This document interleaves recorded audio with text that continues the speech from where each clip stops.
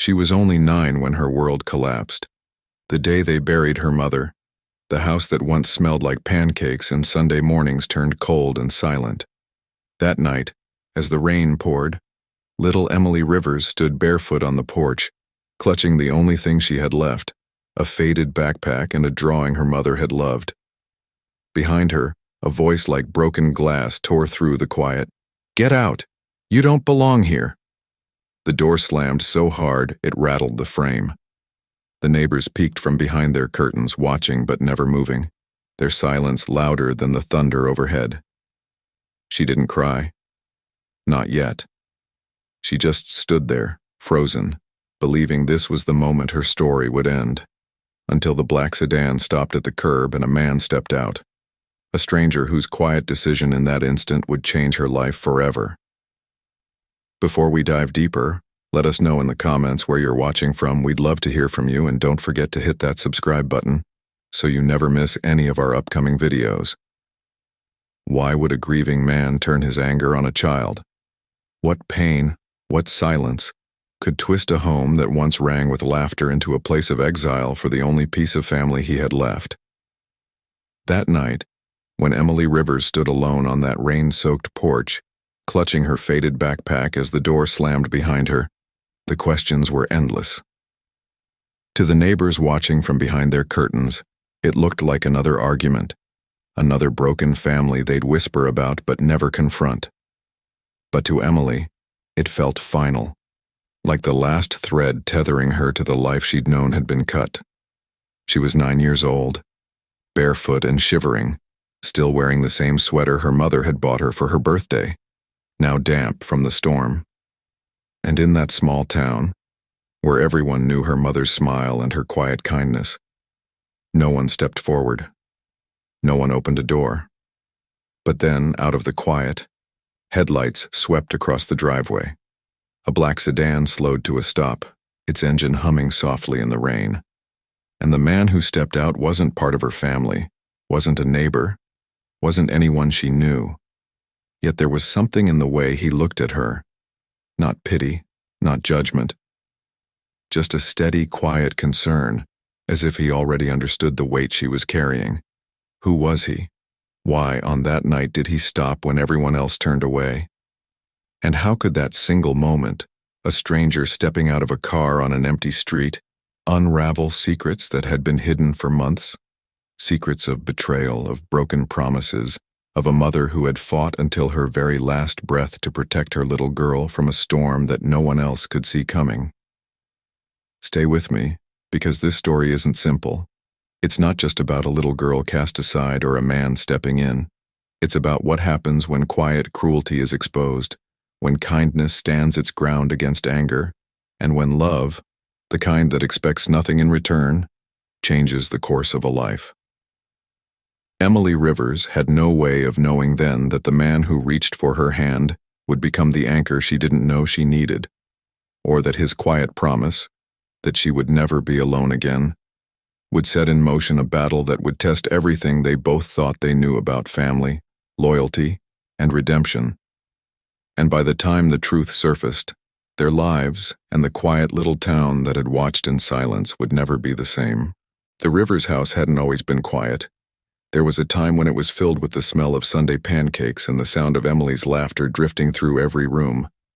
Mornings began with her mother, Laura Rivers, humming softly in the kitchen, flipping pancakes with the kind of care only a mother knows. Emily, her curls bouncing, would sit cross-legged at the table with her crayons and her little sketch pad, drawing everything she saw: the maple tree in the yard, the chipped blue teapot, the way her mother's smile lit up the room. Back then the world felt safe, steady, whole. And Michael Rivers, her stepfather, was part of that world. He wasn't perfect, but to Emily, he was everything a father was supposed to be. He showed up for every school play, clapped too loudly at every recital, and always carried her upstairs when she fell asleep watching cartoons. But life has a way of changing without warning. The first sign was fatigue. Laura coming home from long shifts at the hospital, rubbing her wrists, saying she just needed rest. Then the cough started. Persistent, relentless, Doctor visits turned into hushed conversations and late-night phone calls. Emily didn't understand words like aggressive or stage 4.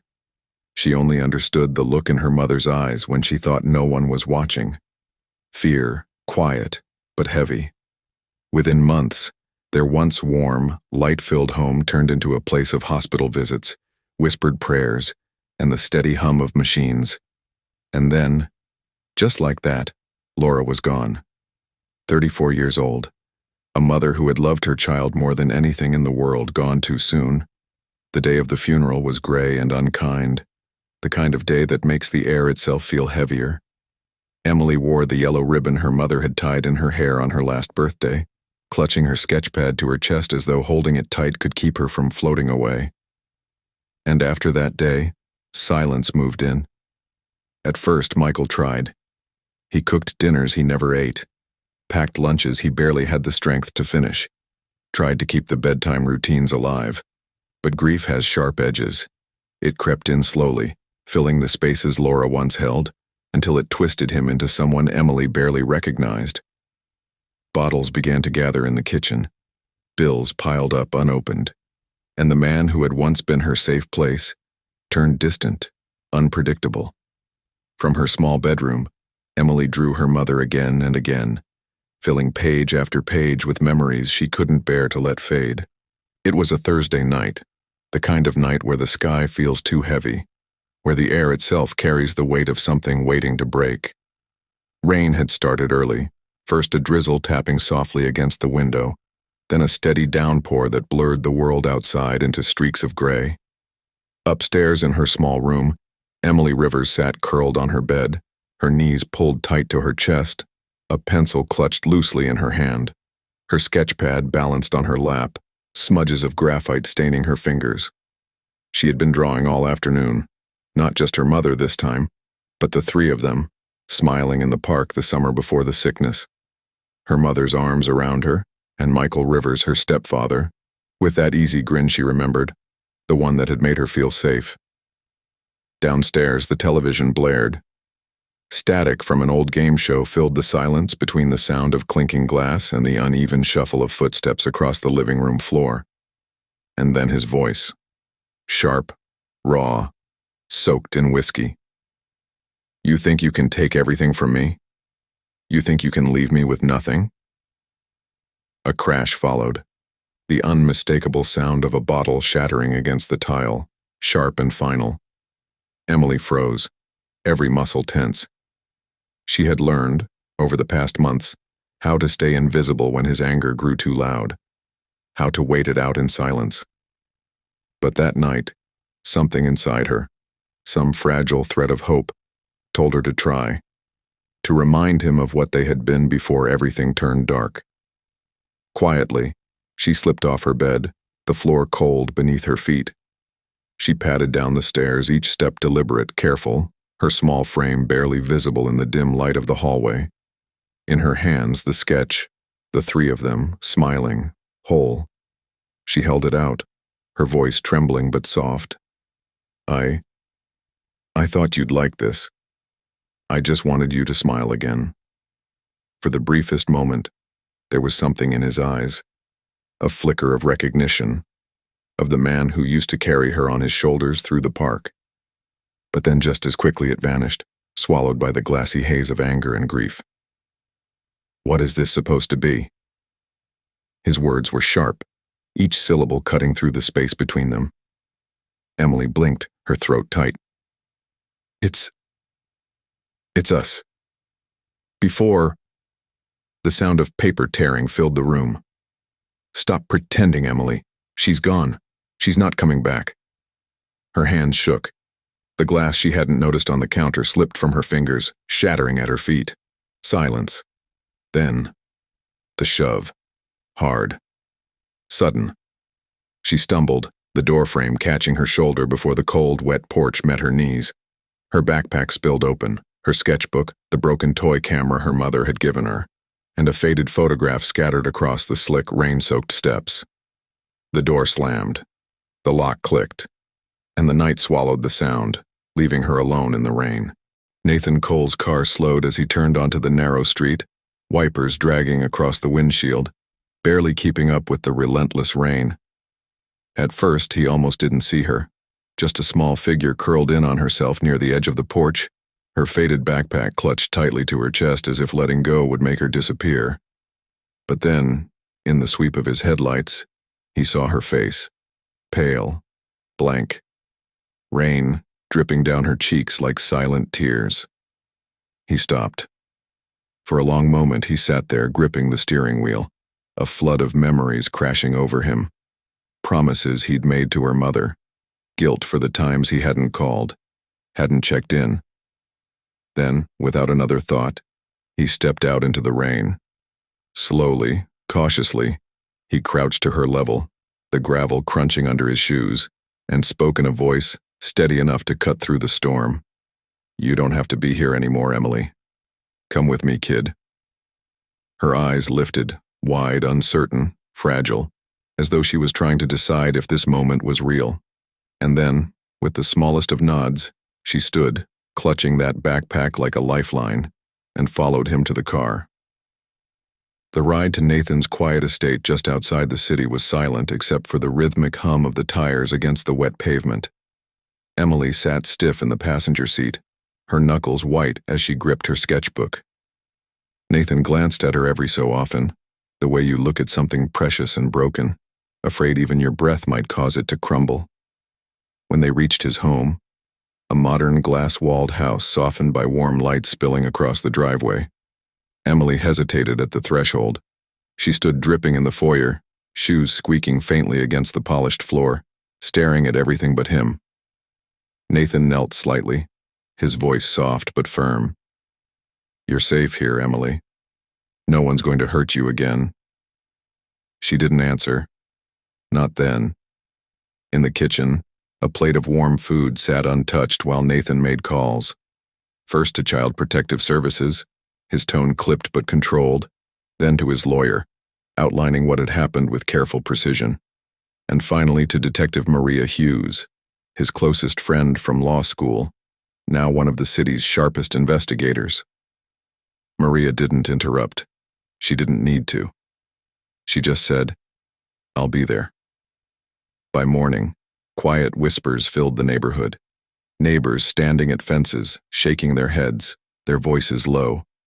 They spoke about the shouting, the slamming doors, the way Michael Rivers had been drinking more, yelling more.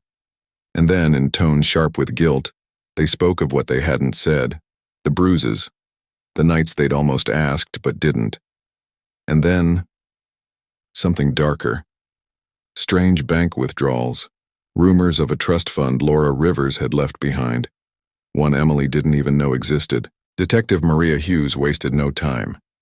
She'd seen enough cases to know that silence often hides the worst truths, and this one was no different. While Emily slept in the safety of Nathan Cole's guest room, her small hand still curled around her sketchbook, Maria pieced together the puzzle others had ignored for months. Paper trails, bank statements, forged signatures that screamed desperation and deceit, and every path, every lead, kept circling back to one name, Carla Monroe. Carla had been there almost every day after Laura Rivers died, the so-called family friend, bringing casseroles, offering smiles too sweet to be genuine, whispering in corners whenever Michael Rivers wasn't looking. At first, neighbors thought she was helping, comforting a grieving father. But grief can be manipulated, and Carla had perfected the art. Then came the recording. It was grainy, captured by a bartender who had grown tired of seeing too much. You could hear the clinking of glasses in the background, the low hum of a jukebox playing an old country song. And then her voice, sharp, cold, surgical. "Once you sign, she's gone. It's just money, Michael. Think about what you deserve." A pause.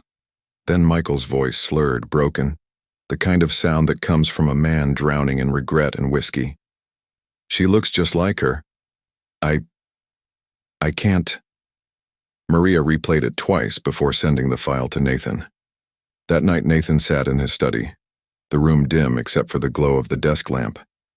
He pressed play and listened, not once, but over and over, every word digging deeper than the last. Emily's quiet sobs from the guest room upstairs were a reminder of why he couldn't let this slide, why silence was no longer an option. His jaw tightened, every muscle in his hand coiled around the phone. This wasn't just neglect. This wasn't just a man collapsing under the weight of grief. This was something darker, calculated, cold, betrayal in its purest form, a friend exploiting a family broken by loss, a child's safety bartered like a line item on a balance sheet. Maria's message was simple. We have enough to move, but we do this carefully. She's been in his ear for months. He's going to fight, and we need to make sure Emily never steps foot back in that house until this is over. Nathan didn't hesitate.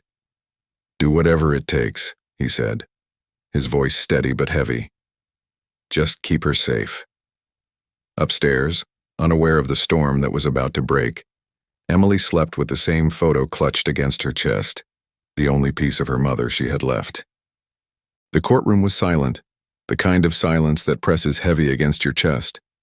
Every seat was filled, from the rows of neighbors who had once watched from their windows but said nothing, to the reporters scribbling in notepads, hungry for a headline.